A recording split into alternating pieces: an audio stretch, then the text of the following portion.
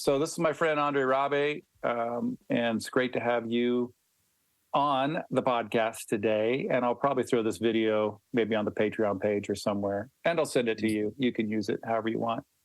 But thanks, Jonathan. Yeah, audio-wise, we're on the podcast, and Andre and I share some interesting common denominators, not the least of which is we both did some studies on trying to bring mimetic theory and open and relational theology together.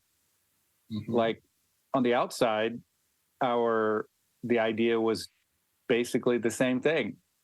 But once you get on the inside, we, not surprisingly, given how vast and expansive both these subject matters are, we write about completely different things. Plus, we're different people, so it's kind of fun that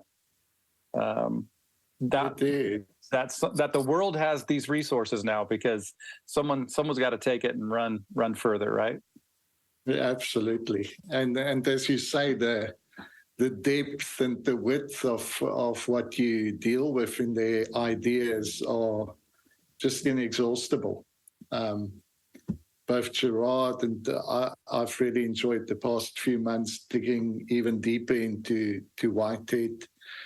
And wow, what a joy to start putting the pieces together and kind of see what the relevance is to our lives. You know, what does it mean to my experience, and why are these ideas worth pursuing? Yeah. Well, what's your response? Give us a reason. Why are they worth pursuing? I think we are all in this process of trying to make sense of our world. You know, we are all meaning-making creatures, and we arrive in this world, and it's already filled with stories. It's filled with symbols. It's filled with narratives, and for quite a big part of our lives, we're trying to figure out just what the meaning and the story is, and then when we get an idea, I think the bigger question is, what's your part in this story? What do you contribute? Are you kind of just swept along with this stream in which you've got really no creative contribution to make, or is there something that you bring to your world that's unique? And I think both Girard and Whitehead are two thinkers who helps us find those moments of clarity in which the chaos finds an order, and the fragment suddenly sees its part within the whole, and all the scattered symbols somehow come together in a meaningful narrative. And I think it's their contribution to how we create meaning that I find most valuable. It's not even the content or the meaning of their respective structures of thought, but rather the fact that they offer us this counterintuitive way of creating meaning. Yes, that's well put. And the older I get, the more I realize that I agree with what you're saying in terms of, I think as humans we're just meaning-making creatures. We're storytelling creatures, and we're trying to figure it out, even when we're not like ostensibly doing it. Down deep underneath, we're constantly trying to figure out. And my Christianity was very much a way of, like, for all of us, it's becomes a way to make meaning. And so when I began to read Girard, it started to unravel, and open and relational theology, Whiteheadian influeed open and relational theology. Yeah, it's a raveling and an unraveling all at the same time. Yeah. How do you, when you began to introduce this work to people who maybe haven't studied as much as you have, you ever feel like you want to offer an apology? Like, oh, I'm about to give you this stuff and it's going to begin to unravel your meaning making system. I'm so sorry. Yes. Wow. We often find ourselves in communities where I know the traditional narrative that they've been involved in, and at the same time, I know that being introduced to these ideas were devastating to to my faith and my ideas up to that stage. And so it's that difficult position of, I want to be of benefit to you, but the only way in which I can be of benefit is to totally annihilate what you stand on at the moment.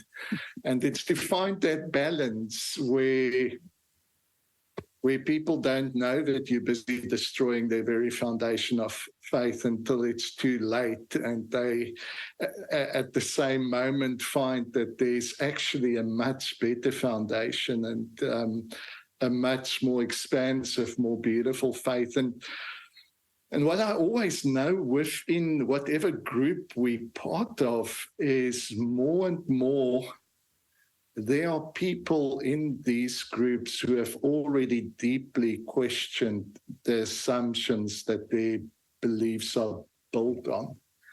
And maybe on a superficial level, they have to maintain an appearance of, abiding by the statements and the towing the line of the official narrative of their denomination or their church. But most people who are honestly seeking meaning are already in the process of finding the many assumptions that our beliefs are built on just not worth it anymore. There's got to be a better explanation, a better story than that. And so I find that really exciting because I'm very often with groups and I sense that there is a receptiveness. I sense that God has already been working way before I got there. I'm not coming there to introduce them to something that's completely new. We are actually just helping one another break through the latest barrier to see what the Spirit of God's been doing in us all along. So that's exciting. That's exciting to be at that point. Yeah. Yeah, it is. And I will say, I was thinking when you were responding that way, that as I look back over the last 5 to 10 years, really about 8 years for me, that there is a growing, there's an increasing interest in already admitting to having questions, even more than there was 5 or 10 years ago. 10 years ago, you had to, well, I'll speak for myself too. I mean, I had to as well. I had to create room to even just admit that I had questions. Yeah. So I do think you're right. My experience has been that a growing number of people are at least, creating space, thankfully. Unfortunately, of course, I think the reason for that is because there's so much unrest and lack of peace and the Christian story, at least, which is where I know you spend a lot of your time, and I certainly spend a lot of my time, has been left wanting. So that's unfortunate. But yeah, that's a good reminder. And you and Marianne, I mean, you guys travel the world. I don't have very many friends who, live in Africa, but come over to America or to Europe and go speak regularly. So I'm really excited for and proud of what you're doing. How are you noticing, is Girardian or Whiteheadian stuff, for that matter, being received well in different parts of the world, or is it kind of similar? Or Yes. So we would typically get invitations from places where people have already heard something about what we had to say. So if they heard anything I had to say in the last 10 years, they probably heard a little bit of Girard in there as well, no matter what the theme. And I guess what I can say is that 10 years ago, it would have been, the name wouldn't have rang any bells for most people where, where I would have ministered. There is a growing awareness. And even if, even if it's not the growing awareness of the different authors or the technical terminology or all of those things, I think the way of thinking is certainly there. More and more people are questioning the logic behind penal substitution, the logic behind the God who is violent. More and more people are questioning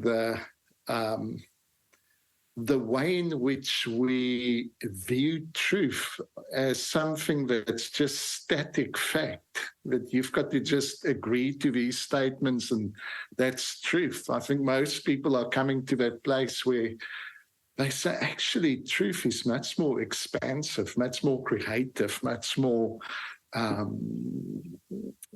alive than just having to agree with a preset narrative, which at the end of the day is really just somebody's interpretation of text in most churches, which is so people are already moving to that place to say that maybe truth is maybe there's room for different perspectives, different views, and each one of those views and those perspectives produces a value that is not visible in the other perspective. It's kind of like art. Art is that process of harmonizing all these contrasts and all these elements in a way where some elements disappear into the background and some elements are emphasized in our focus and our attention. And so, although people don't know the name of Whitehead or Girard or many of these terminologies, or my name, or mine, there's certainly this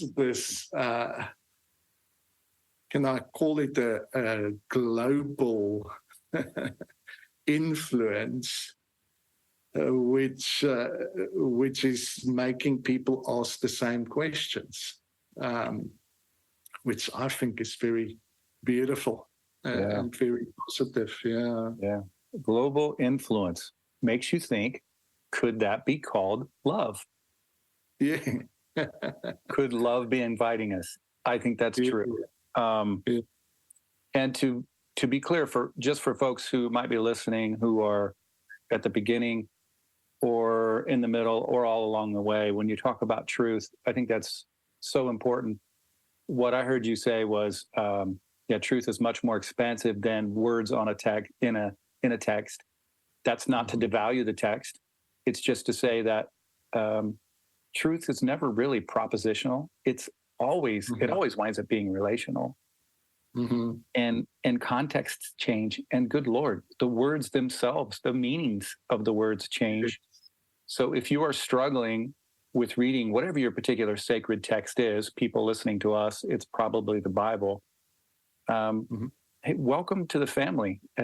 This is good news that you're struggling with some of these words, because they were written a long time ago. They've been translated many, many times. They've been interpreted through lots of different lenses, by the way, mostly through, white, Eurocentric, masculine, straight, relatively affluent theological types before they ever got to you. So there's room for interpretation, and thankfully there's room for love. Absolutely. Yeah. Love that doesn't brings us into a relationship with the text, which again is a creative space. Now, even if I think of Jesus being born within a very specific culture, a very specific point in history, Ephesians calls it the fullness of time. It was a moment within our history where cultures converged and ideas converged, and all of these things brought about a moment of such significance. And he was part of the Jewish faith. And what makes Jesus such an amazing inspiration for many people is that he was not just dissolved by his religion and his culture. He was not just absorbed in it and became a pristine example of what it's supposed to be.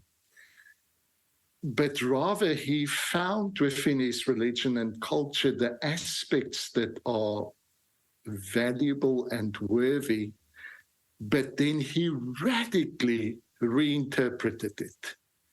I mean, he caused anarchy, he caused chaos in his creative reinterpretation of what everybody believed up to that stage. And he did it using their text and using their traditions and using their popular views, and kind of just opened our eyes to a way of seeing that is much more valuable than what his religion and his culture would have prescribed to him. And so I think following Jesus is not just following those preset ideas, but it is following his whole way of living, which is a creative way of living, which is this way of saying, yes, we want to value whatever we can from the past, whatever interpretations that's still useful for the future. But God is not so much invested in a past interpretation of the text as he is in this moment reinterpretation of the text, the thoughts and the possibilities, the values in the mind of God continually seeks flesh. They seek interpretation, and your life has that opportunity to be a unique translation of the thought of God that's more relevant than the original Greek and Hebrew.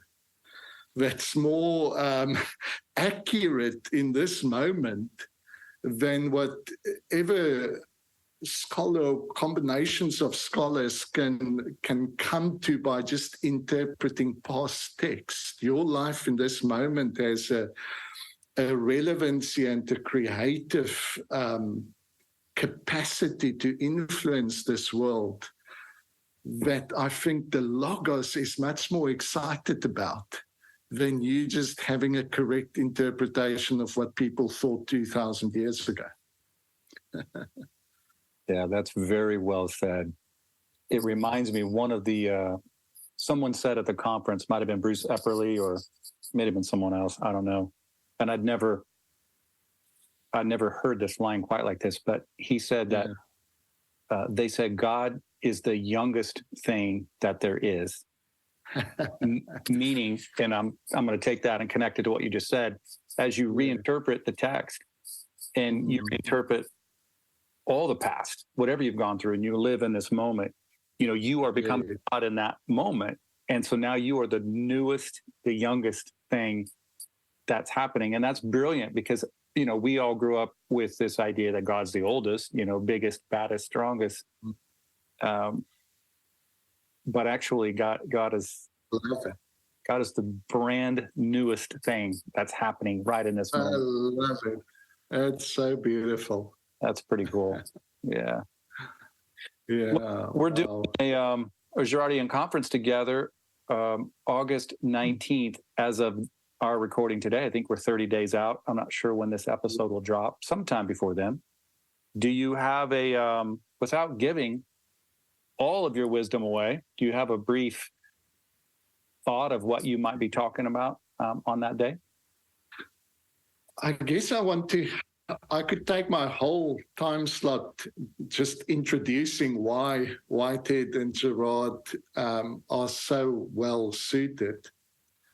I'm trying to kind of find a way of both introducing it, but then also giving a more detailed example of why they are so well suited.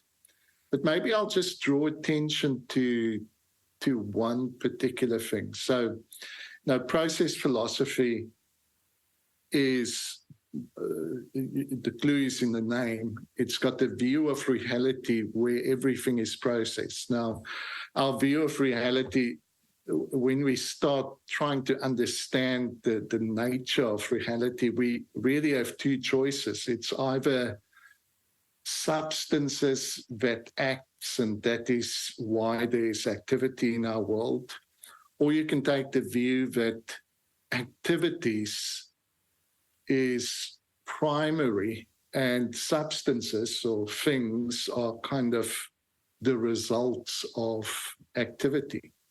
Now, process philosophy kind of takes activity and process events to be primary, and whatever stuff and things we see are the results of those processes. So that's kind of a very simplistic way of saying this universe is a pulsating, living movement. There's no eternal, unchanging substances below the reality of the movement that we see, even the things that we think are most permanent. If you look at the mountain, there was a time that mountain wasn't there. It might have taken much longer to become what it is, and it might look much more stable than all the other things around, but it's also in process. Process is what made it what it is and continues to create it. Now, that kind of fundamental idea behind process philosophy, I think, finds an echo in the way in which Girard looks at the human story. He looks at it as processes, that this process of forming desires, I think mimetic desire is kind of the basic unit of process that he begins with. But this basic process by which we somehow feel the desires of others and duplicate it within ourselves to some extent, or creatively reinterpret it within our own context and nature. That process then becomes intertwined with many other processes. So how does this process cause conflict? How does conflict cause scapegoating? How does scapegoating, that process, cause the emergence of religion and culture? So one can view Girard's whole theory as just the interconnected and nested series of processes. Now, when you know all of this, so I'm kind of just giving you a unique perspective, I think, on how I'm thinking of bringing them together. But then if we look at, Whitehead developed a very detailed system by which processes can be analyzed, and understood in more detail. So what happens if we apply Whitehead's metaphysical categories to the processes within the Girardian world. I think one of the things that happens is it gives us more insight into those processes. But as a summary, I would say that Whitehead's insight into reality is a reality where we cannot divorce the fragment from the whole, or the particular from the universal. So Whitehead's view of reality is a cosmic story. It's got both a cosmology and ontology, and they're inseparable because the nature of things are intertwined with the whole.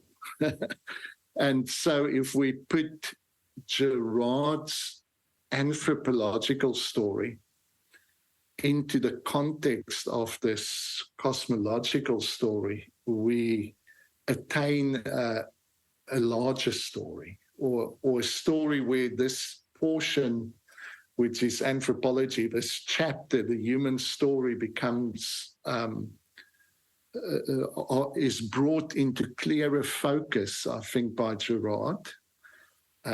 He adds something to that chapter.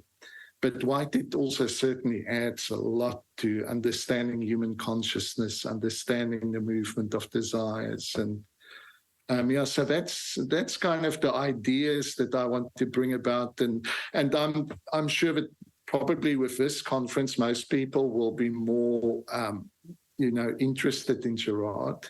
But even though I'm at the moment putting the dissertation into a book, I'm aware of the fact that most of my audience will either be people who love Whitehead and process, or they will love Girard. There aren't many crazy people like us that have tried to bring them together. And so I'm working on a way of how do you simplify the Girardian story?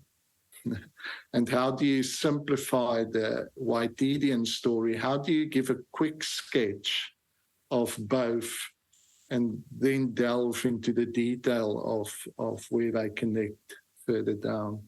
Yeah, that's really good. I just thought I'd offer a comment when you said something like, I know you already know this or whatever. So the truth is, I do know a lot of stuff what you're saying, but A, like you said, it's great to get someone's unique perspective. B, the old adage has never proven to be more true to me. That is, the more you know, the more you realize what you don't know.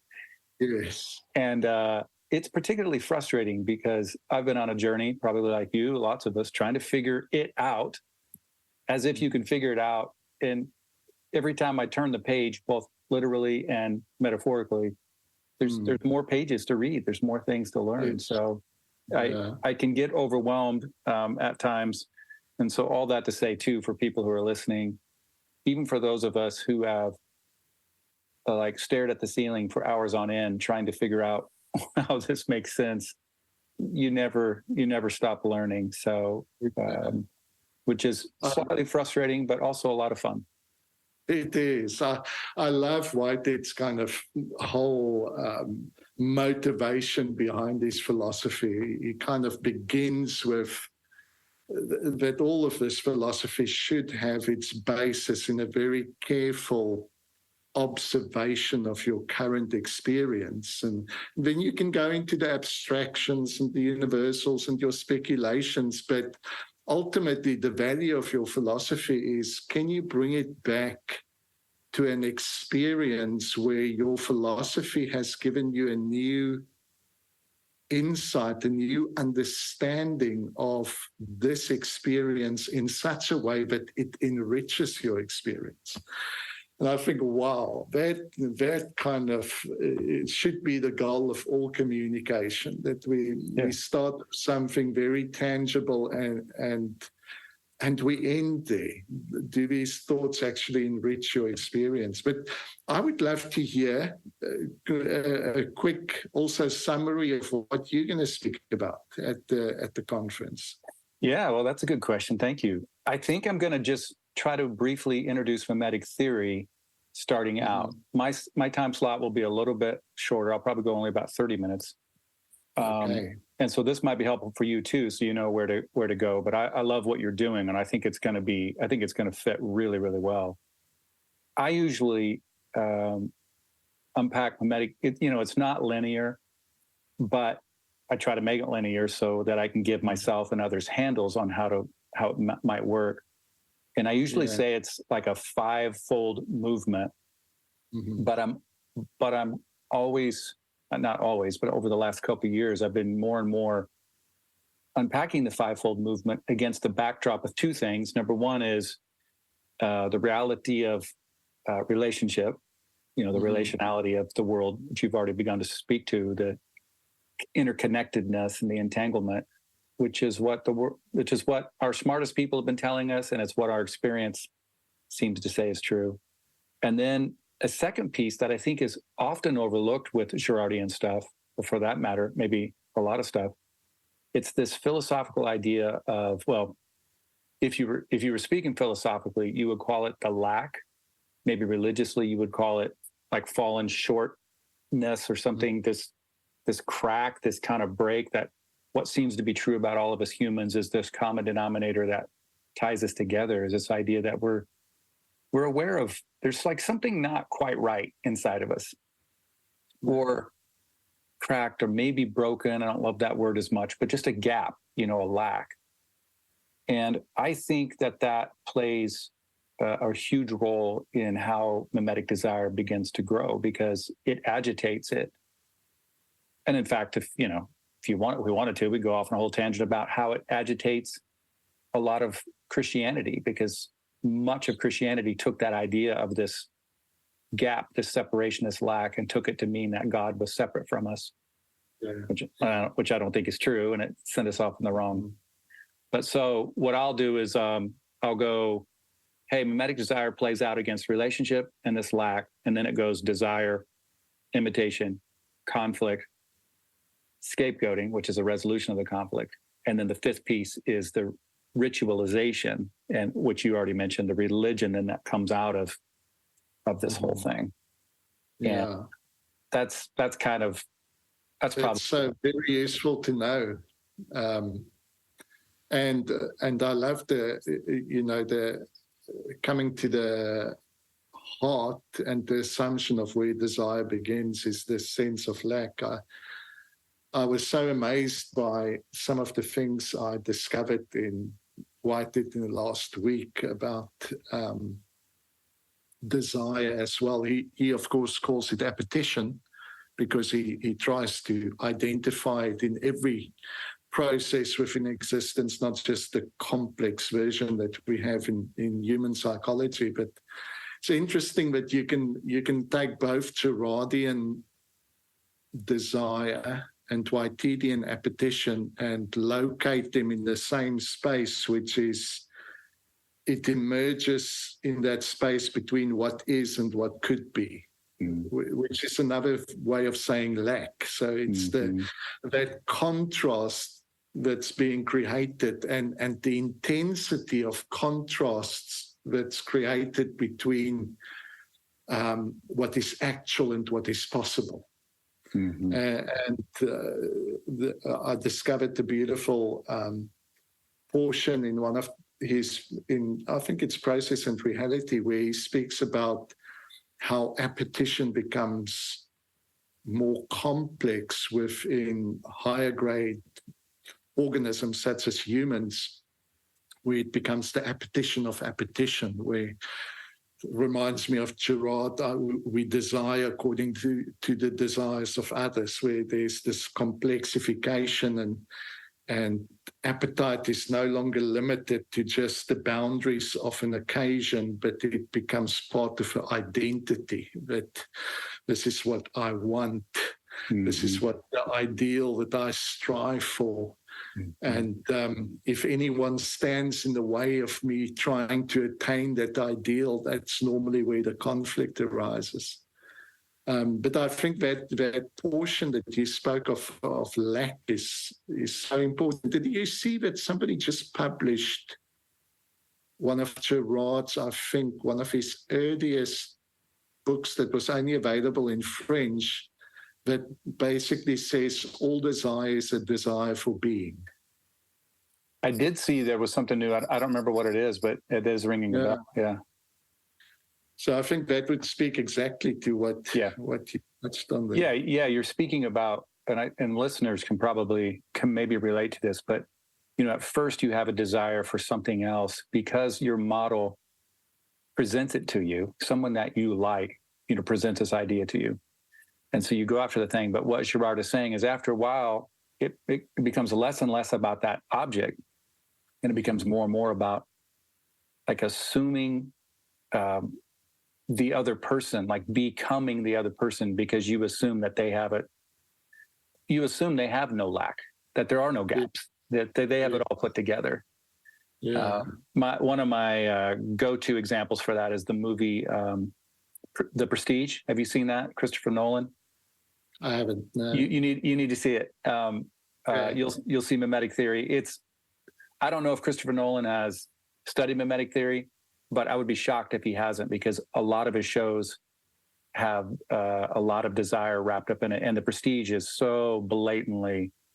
It becomes about the assumption of the other becoming the other person. So okay, that's and if people are reacting, if that sounds weird and like sinister, and it is dysfunctional and weird and sinister, then that speaks to the capacity of negative mimesis and what it can do to us.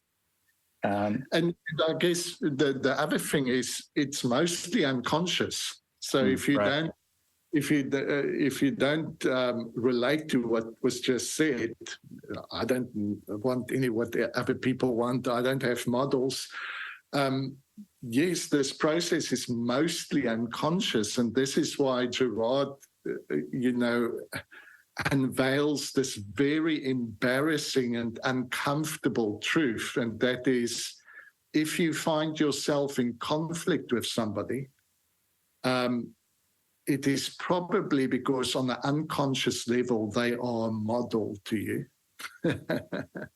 and which meant that you adopted similar desires to what they want, which means that you are both reaching for the same object of desire, and that's where the conflict begins. So in conflict, we don't like to hear that we are like the rival. All we want to see is that we are different. Right. He is this and I am the complete opposite. But the uncomfortable truth that Girard reveals is that rivals don't fight because they are different. They fight because they are the same. Yeah. I'm pausing to let that truth sink in.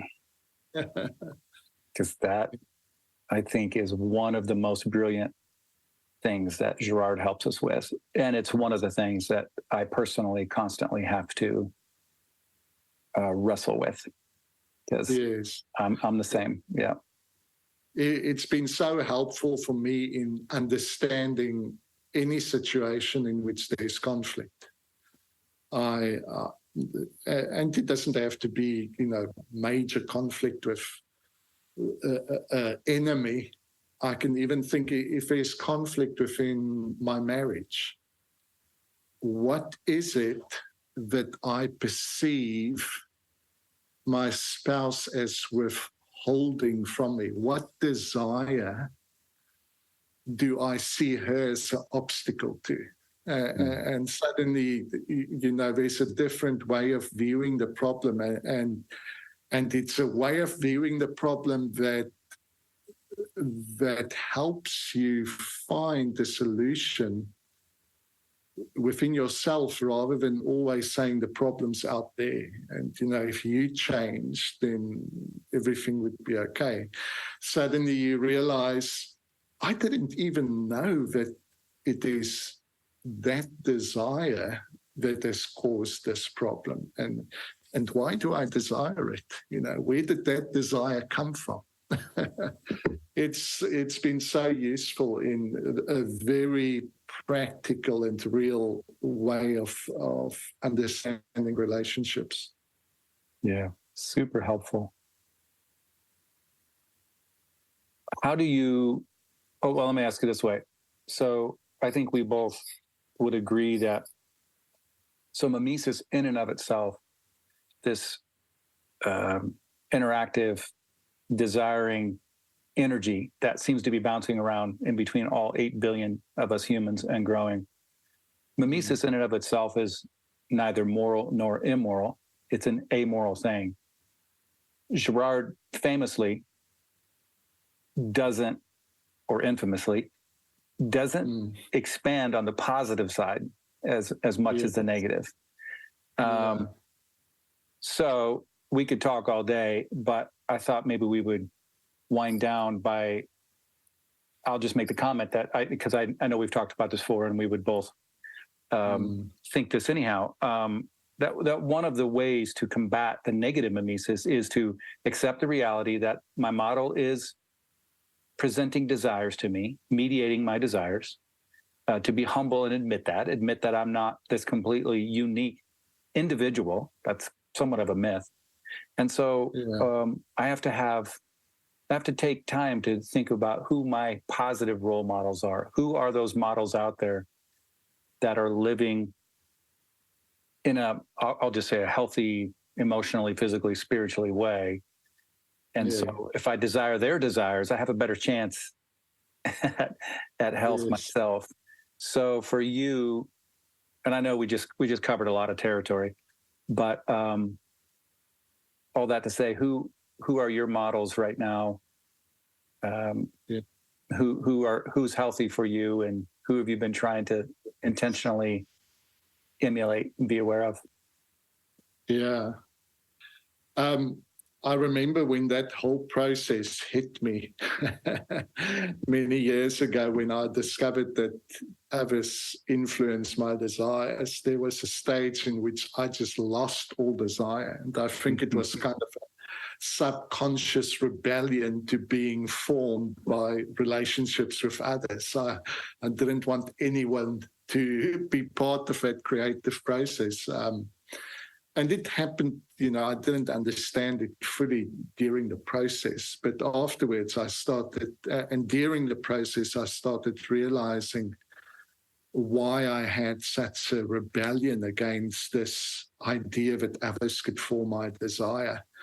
I grew up with such a strong sense that who and what I am is this substance designed and deposited by God within me, and nothing will ever change it. And to move from that to know God is actually in this moment with you, creatively deciding what you're becoming. And together you are creating what you are. And that togetherness is not just the togetherness of me and God, that's the togetherness of me and every relationship I'm in. I thought when I first came through that, and it was a place where I think my faith was severely challenged in that time again, even so much so that I feel that was a moment in which there was a very significant recommitment in myself to the person of Jesus. When I intentionally started thinking, who do I want to be models in my life?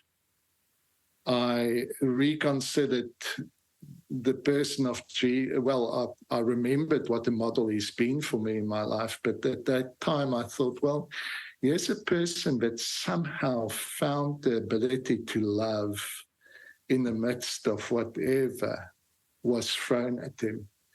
And because of his ability to lose himself and give himself for others, what the impact he made. If there's anyone that should be an example, it's him.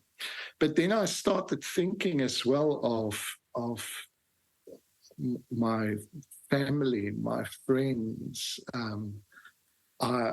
I developed a new perspective and appreciation of the relationship that I have with Marianne, my wife, a new perspective and appreciation for the relationship that I have with my kids, realizing that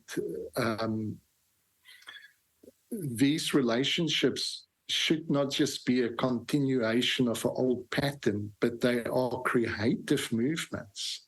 That on a daily basis, I can look at my wife and not just be familiar with what I think I know about her, but be open to the creative possibilities that she brings to my day today. That there's something she contributes that's never been contributed before. So I guess what I'll say is that instead of mentioning big names, what I want to say is that my friendships with specific people have deepened because I've kind of acknowledged their creative capacity to influence my life. And they might not be well-known names, they are just friends. And Jesus is a pretty well-known name. Oh, yes, he is. Yeah, that's the one. But also, so generally, I would say I found a new appreciation for the value of relationships. Now, practically, I guess what's captured me for the past few months is for the past few years is a very deep engagement with both Whitehead and Girard. We both love Thomas Ord, his amazing contribution that he's making to open and relational theology. There are people that I identify and say these are relationships worth nurturing. That's it. That's very good. So when do you imagine? So for those listening, you've already completed a dissertation, you've already done all that, and but now you had the crazy idea of adding some stuff to it before you publish it. Yes. So and when is that going to be done, do you think? I was really hoping end of July so that it can go out to be, peer-reviewed and be available shortly after the the conference. But oh boy, having given myself on a total focus in the last 2 weeks to try and complete it by July. Now there are weeks in which it feels this will never happen, and then there's days in which I feel I'm going to finish it tonight. This is just flowing so nicely. Unfortunately, I'm at that stage at the moment where I feel it's going to take a bit longer. Yeah. But it's imminent in the next few months.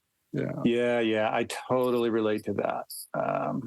You feel like it's over, and the next day you learn something new, or you have a conversation, or you read something, and you're like, "Oh man, I got to insert this." So no pressure. I look forward to it either way. And obviously, I've read what you've done so far, and I'm really excited about it. And yeah, maybe conference time, if people are wanting to read it, maybe it'll be done enough for you to shoot some, early iterations of what you think the final might be in PDF form or something to folks, and then that could be helpful, or whatever's helpful for you is cool. Great.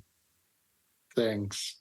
Well, I would love your take on this one, because there's a lot of things that's shifted. I bet. Kind of the form, you'll recognize everything that was in the dissertation is there, but there's a greater width and depth to it. Yeah. I bet it's going to be great. I think super, super helpful for our world, and hopefully people can run with it and go even further. So